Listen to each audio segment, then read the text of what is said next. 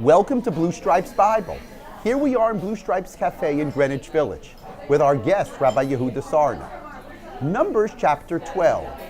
This chapter describes Moshe, and he's described as the humblest of all men.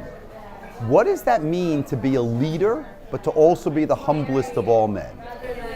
Whenever I teach leadership, and not that I'm a great leader myself, but I'm a student of leadership, one of the things that distinguishes great leaders is that they know their own story.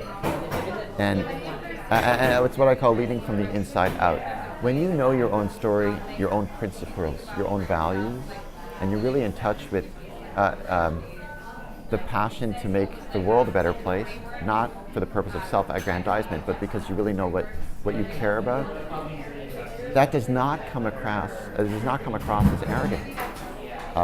Even if a person tells a story about themselves in order to motivate others, to draw other people in, to enable them to see not just the story of self, but the story of us, in Marshall Ganz's terms, the way my story is not about me, but it in a way is reflective of the same kind of story that we're all experiencing together.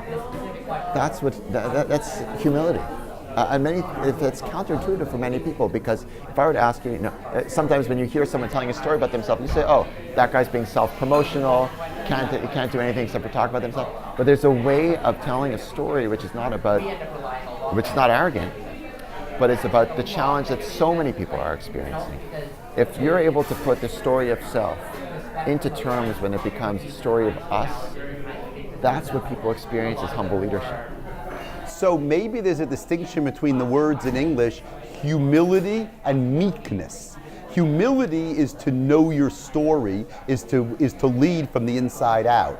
Meekness is not to appreciate your own story, and that's not a trait of leadership. Sounds about right.